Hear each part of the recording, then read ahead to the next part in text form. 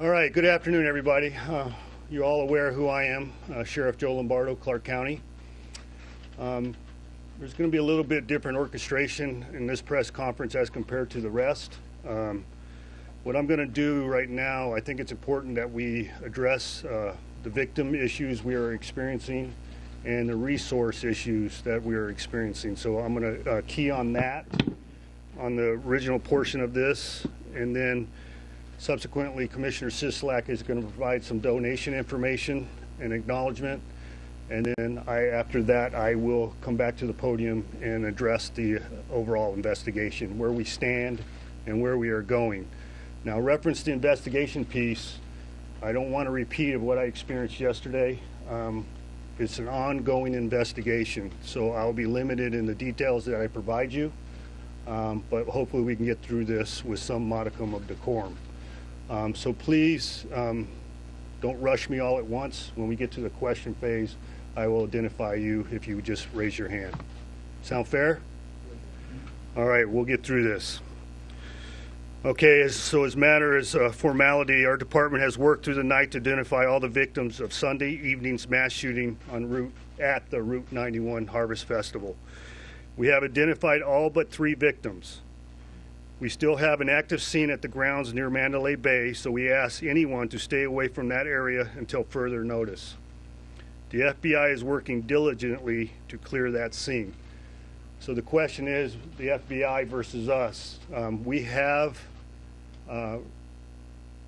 partnered with the FBI, as I said, from the very beginning of this in the investigative phase. The FBI has brought a large amount of resources out of Washington, D.C. to assist us with that. So the reason why the Harvest Festival is still in continuation of investigation is not only solely related to the removal of the victims, but is also documentation of the scene. So we're using the best practice technology to ensure that we have complete documentation. That's why it is taking a longer period of time associated with this. So we ask for everybody's patience. As far as Las Vegas Boulevard, north and south, we anticipate to be open shortly in the next few hours to benefit with commerce and what we do as a community. All right, the key component here is resources and victim identification. So bear with me. I'm going to try to get through this the best I can, but the important piece is if you missed a number, we are putting up on lvmpd.com in the next hour the listing of all numbers I shall provide you today, and for people out in the public to contact us if they are lacking this or they don't see this broadcast. Okay, we're asking for anyone who might have information about the shooting in a criminal capacity or is a victim of the shooting to contact us via 311. If you are out of state, if you have left since the shooting and you have discovered you feel that you have become a victim or you realize you have an injury associated to it, we're still asking you to contact us, but the out-of-state number will be 702-828-3111. Additionally, if you are local and you have the ability to respond to a local substation, a working police substation, locals are familiar with, you have the ability to file a report at that location. Now, the family reunification. All that is occurring at the Family Resource Center at the Convention Center located at 3150 Paradise Road. You can go there to file a missing person report. You can go there to have contact with the coroner's office. And you can go there to get answers to your questions as far as family reunification. The phone number, if you have left the area, is 1-866-535-5654. Now, we went through a little short process here recently where that number was down. We provided a separate number, but we will go back to that original number because we have the technical aspects of that fixed. So I want to be very clear on the difference. If you are reporting a crime or you feel you are a victim of a crime, 311 is your outlet. or a local police substation. If you are looking for victim information or family reunification, the Family Resource Center on Paradise Road is your point of contact. Now, personal property. We were getting several questions throughout yesterday and continuing today on people attempting to recover their personal property from the Route 91 scene. We are working out the details of that. We're in the planning phase of that, and we will have an answer for that in the next couple hours. So lvmpd.com will provide an answer to that probably before we have another press conference. But we are working diligently to get individuals who left personal property at the scene back to them as soon as possible. I anticipate it will not take place at the Route 91 location, but I do not want to give you furtherance of clarification at this point. So you will be provided that. The other issue is donations. As you can imagine, in any critical incident, the outpouring of support from private citizens, corporations, and everybody else associated with concern for the victims is overwhelming. And we appreciate that. But it comes a point where we can't manage it. Now, the Red Cross is unable to manage it. We are unable to manage it at the substations. So if it's hard goods, such as water or canned goods or stuff that will not become perishable, 3 Square and Catholic Charities is accepting those donations. So we're asking you to provide that information to your listening public and to accept donations at that point. So the areas of, and let me give you the addresses for those. So Catholic Charities is obviously at 1501 Las Vegas Boulevard North, and 3 Square is located at 4190 North Pecos Road. At this point, I will acquiesce to Commissioner Sisolak, and he will give you an update on the donation phase of this as far as victim satisfaction, and then I will return and we will conduct a Q&A associated with the investigation. Commissioner. Thank you, Sheriff, and we appreciate you all being here today to give you a bit of an update on where we stand. The fund that the Sheriff and I set up yesterday has now surpassed 53,000 individual donations. It's in excess of $3.7 million as we speak. I want to bring especially, we need a lot more resources. We're going to need a lot more money. We've got individuals that are going to need future surgeries and help and so forth moving forward. I want to acknowledge a few special individuals not included in that total of $3.7 million. Last night, a private citizen called both the Sheriff and I and contributed $500,000 to the fund. That is not included in that total. This morning, Wayne and Kathleen Newton called me, and they have donated $100,000. That is not included in that total. For those who want to contribute and don't want to do it on GoFundMe, you can make a check to Las Vegas Victims Fund and mail it either to the county office, to my office, or to the sheriff's office. But I just got off the phone with Jim Murrin from MGM International, and the sheriff and I both spoke to Jim, and obviously they have stepped up in an enormous manner with this community and everything that they continue to do. And on behalf of MGM and their over 50,000 employees, they have contributed $3 million to this fund. So we appreciate everyone's support, the donations from $5 to now $3 million. And there's a lot of need, and we are going to do everything we possibly can to raise money for each of these individuals. So we appreciate you continuing to encourage folks, your viewers and readers, to support the campaign. It's Las Vegas Victims, either on GoFundMe, or you can make a check to Las Vegas Victims Fund. Thank you all very much. Thank you, Sheriff. We're working through the idea of possible distribution. It comes with, we've already got some inquiries. I think it's going to be a few days before we can coordinate how we're going to distribute money. Right now, we're not looking at the minor property losses that some people have called on regarding, backpacks and shoes and phones. We're looking at more major expenses as it relates to, surgeries, medical expenses, funeral expenses, transportation, so forth. But we should have more details with you. We're working through the county office and the sheriff's office to develop something in the immediate future in terms of where people can go, who they can call to start distributing the money that the people are most desperate. So thank you all very much. Okay, just a quick synopsis or current status of the investigation. I won't reiterate what we discussed yesterday in previous press conferences, but we have completed the investigation at the Reno property, and I'm sure the question will be presented, what was recovered there. So it was numerous electronic items, additionally 5 handguns and 2 shotguns, and a plethora of ammunition. So we have served search warrants at 3 separate locations. That would be the room at the Mandalay Bay, the Mesquite location, and the Reno location. Additionally, we served a search warrant on the suspect's vehicle located at the Mandalay Bay. So I'm happy to answer any questions. Sure. Yes, sir. Can you be specific about the modifications to the weapons that make them automatic? Is there different versions of what that can be? What were we talking about here? The question was, what are the modifications associated with the weaponry?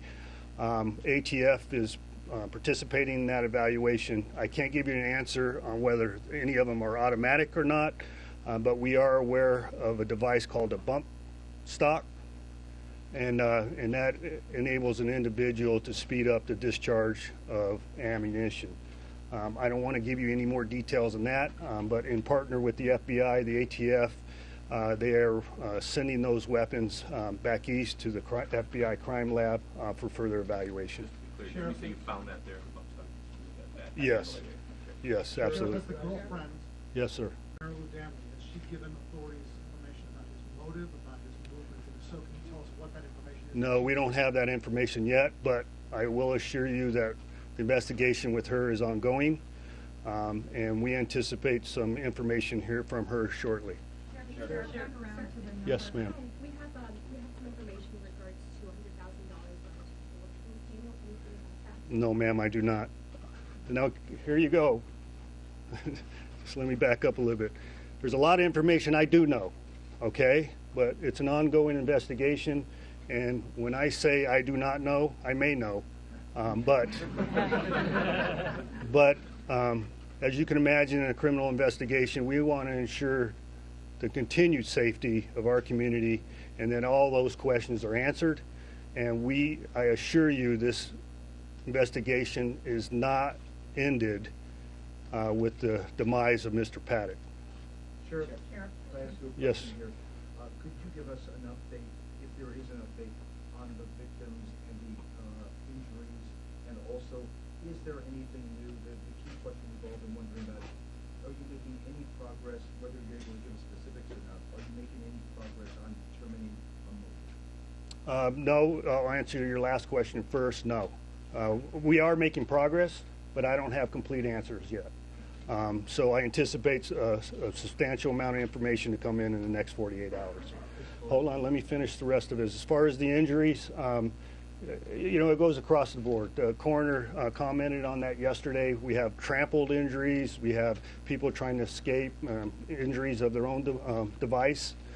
We have gunshot wounds. So if you're looking at total type of injuries associated with all their injuries and the people that died, it goes across the board. I can't give you a percentage associated with gunshot versus other types of injuries. Are the numbers, though, the general numbers, 59, 525, have those changed, or are they the same? We believe the injury number has decreased slightly, and when I say slightly, maybe 20, because we had a double count error occurring at one of the hospitals. And the death? But we're looking close and still in close proximity of the number I provided you.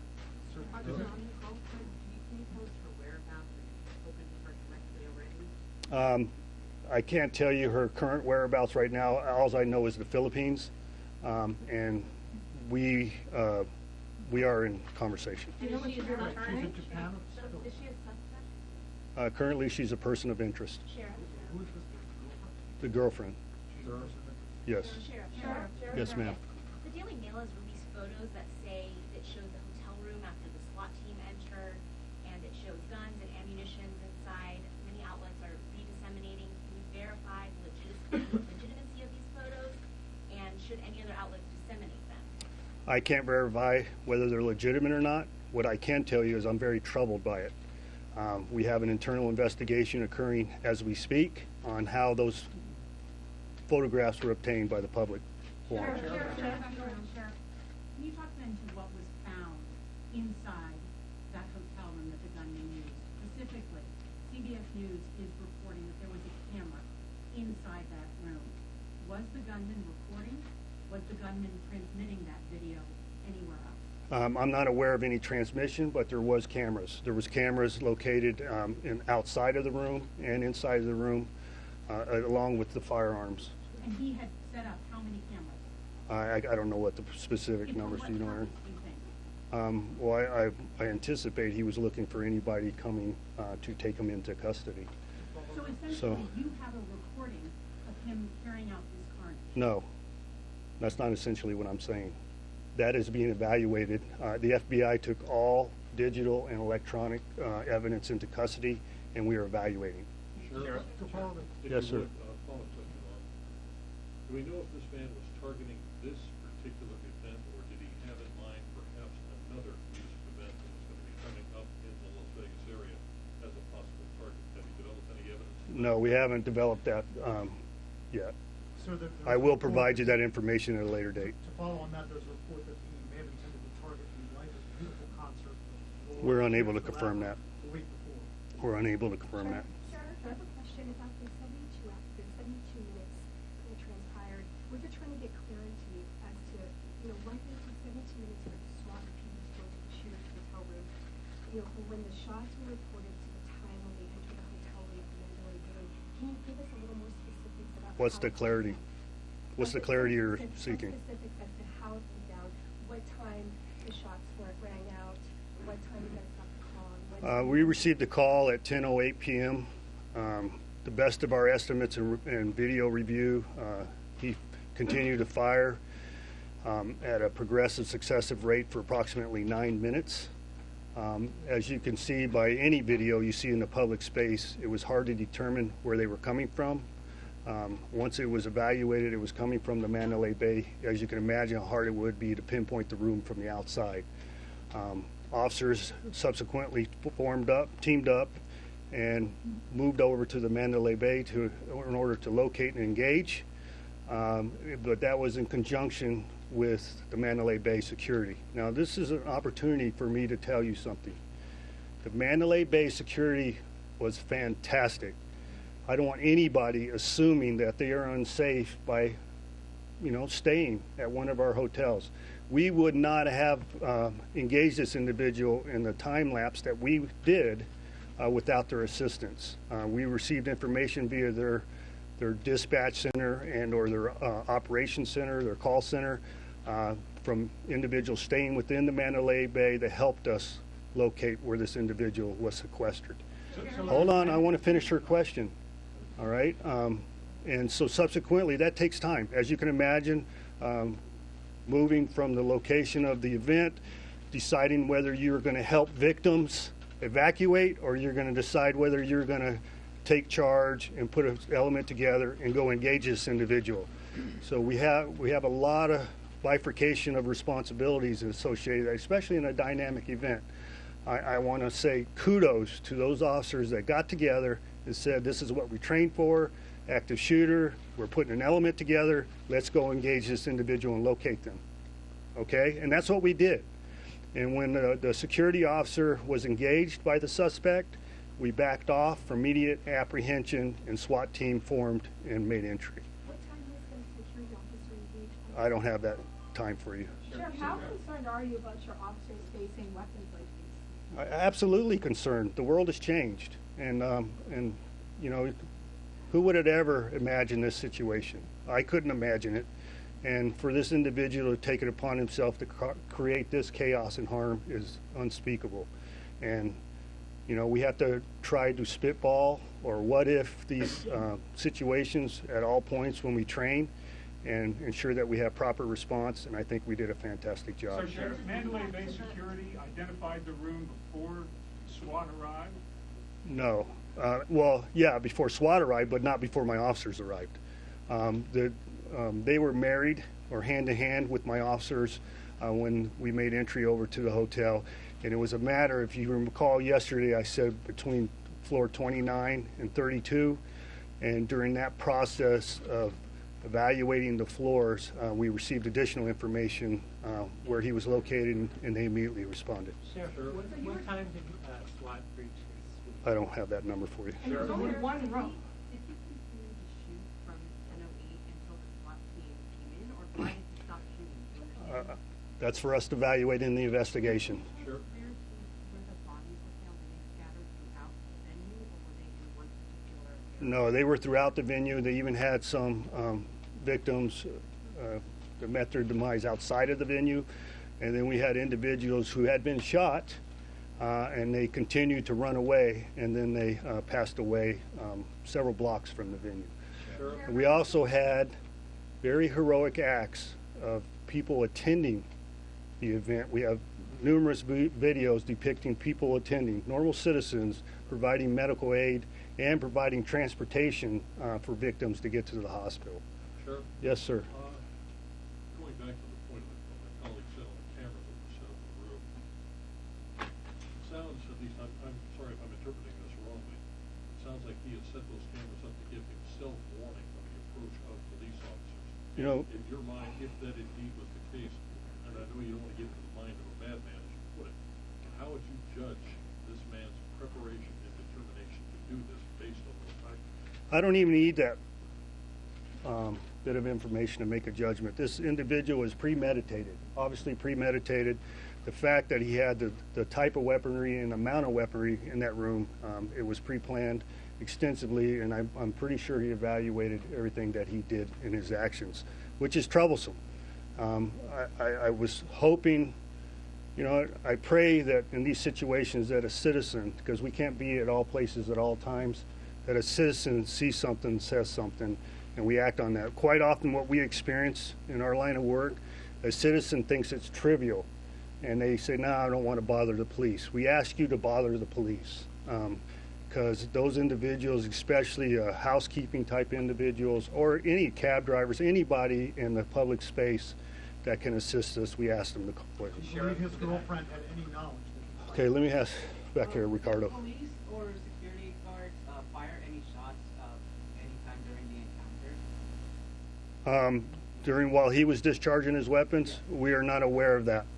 No security guard or police other than the encounter at the room. And can you expand on what went right? I know you practice for scenarios like this, maybe not exactly this scenario. Can you expand on what went right with first responders? You know what? I'm glad you asked that, Ricardo, because obviously people have the assumption things went wrong in this type of carnage. But what went right is we saved hundreds of lives.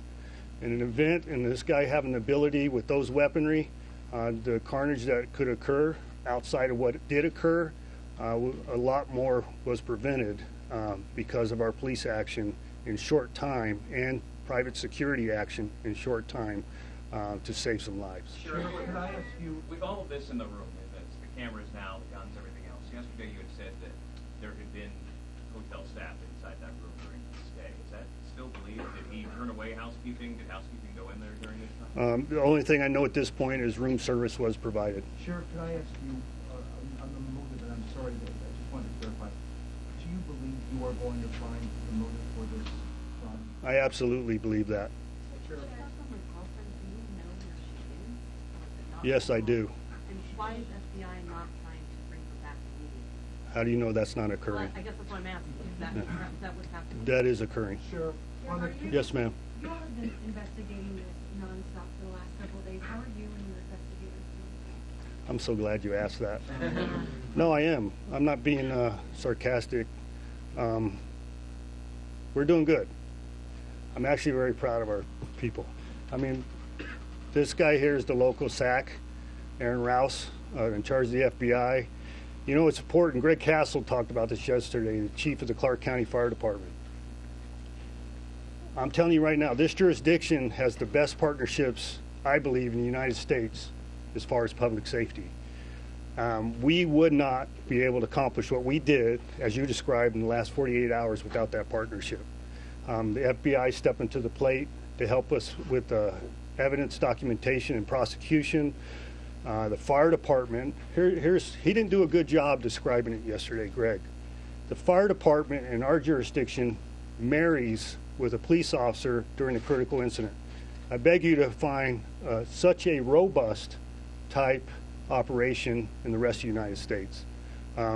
Quite often what you observe in the public space is the fire department will wait until it's secured by public safety before aid is rendered. Our primary mission is aid and the safety of the public.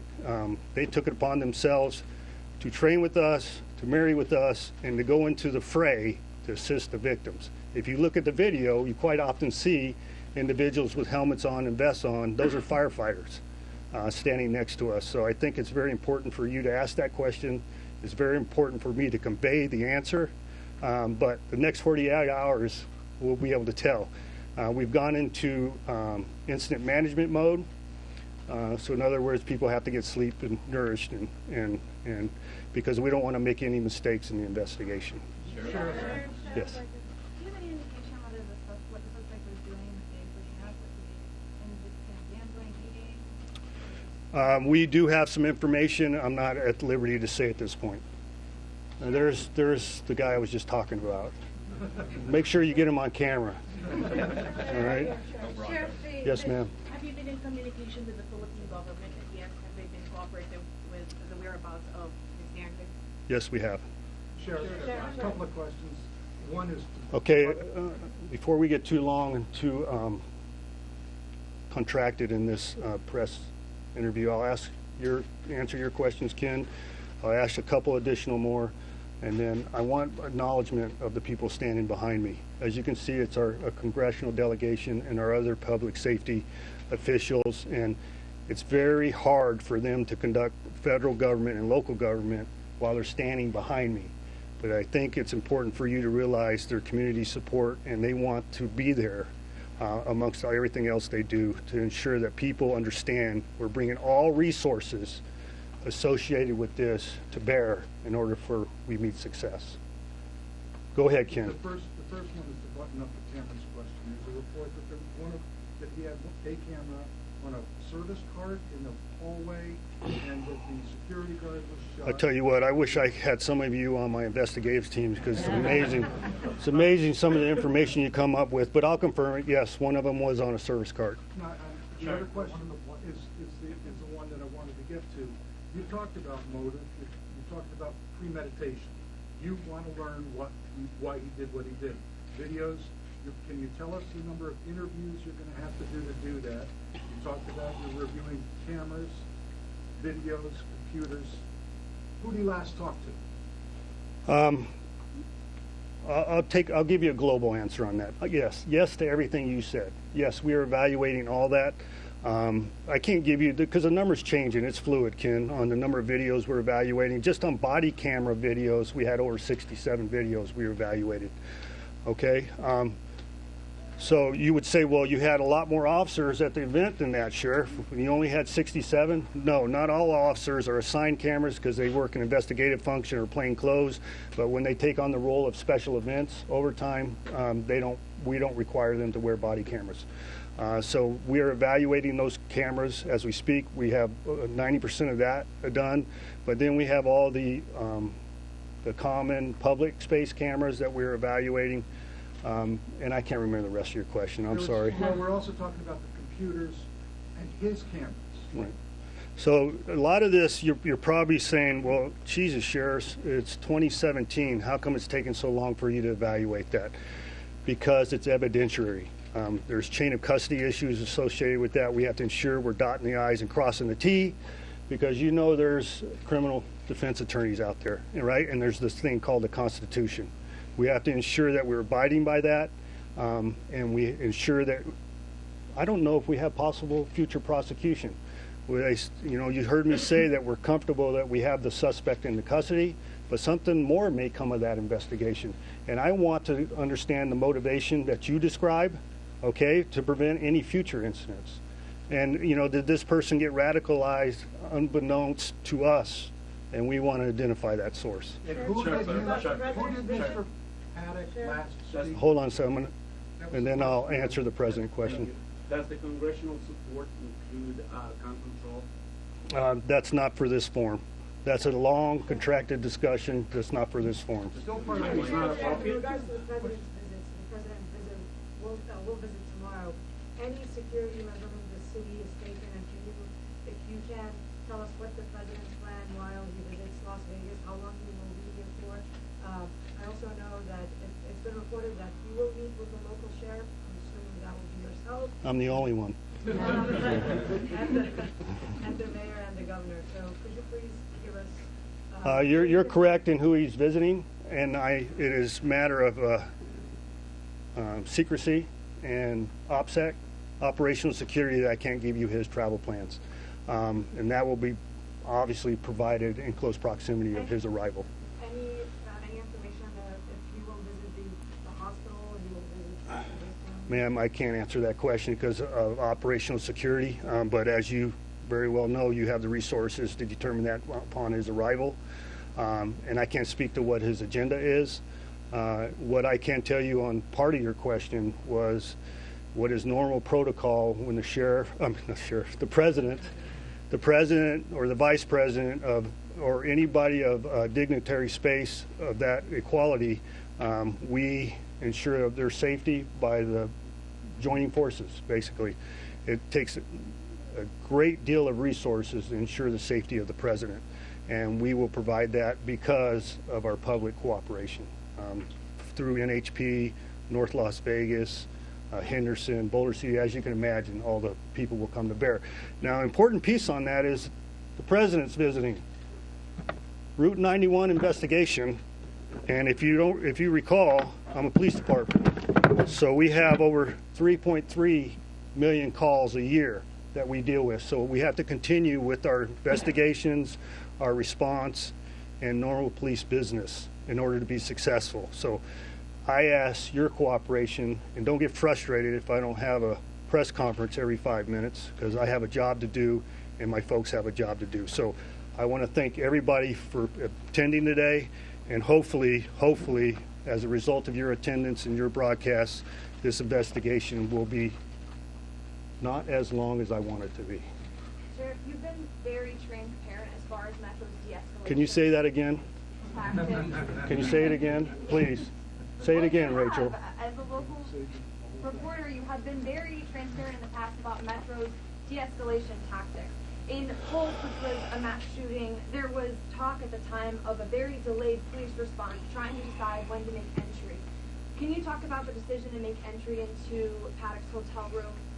Well, I will not disparage another police department's response, but I will tell you we quite often learn from what other people do. And everything we do on a critical incident is based on a self-evaluation. And as a result of what occurred in Columbine, what occurred in Sacramento, what occurred in Boston, what occurred at the Pulse nightclub, police response has changed. By the fact that the fire department is standing with us is monumental, okay? So we have found it's better, instead of securing a perimeter and hoping the person doesn't continue to do acts of carnage associated with their actions, that even a small police response will stop the suspect's actions. And so to answer your question in reference to Mandalay Bay, that training, we were listening and we were paying attention. Officers on their own, without direction of a supervisor, knew what they had to do. They came together, formed a team, made a response, and they didn't wait on SWAT, okay? They said, we have to stop. It's easy to say, well, we're waiting on SWAT. They're the experts in tactical intrusion, but our officers took it upon themselves to act. To clarify, patrol officers made entry to the room? No. Patrol officers evaluated floor by floor of the space between 29 and 32 where the suspect was. They formed a security. They evacuated rooms, and they formed a perimeter at the suspect's location.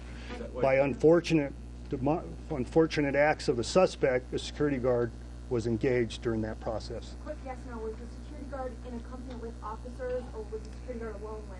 He was acting independently. He got separated from our team. Sure. Can I just confirm real fast? Yesterday, we can, but, so the girlfriend is in the Philippines, just to confirm that's the location. I'm comfortable saying she's located in the Philippines. And she's actually. And you know what? Just so you know, I'm not giving you bad info. No, Okay? I wasn't implying that. I was No, yeah. she was traveling. Yeah. And so subsequently, we have determined her location. Did you confirm Okay, where? I'm sorry, and I know it's, you have to give me some deference. Can you clarify that with the death I'm toll? currently done answering questions, okay? So I want to thank you. Carla, do we have any idea on next conference time? I would say 5 o'clock. Okay, hold on. That's not gospel. Okay, she hasn't talked to me yet. I put her on the spot.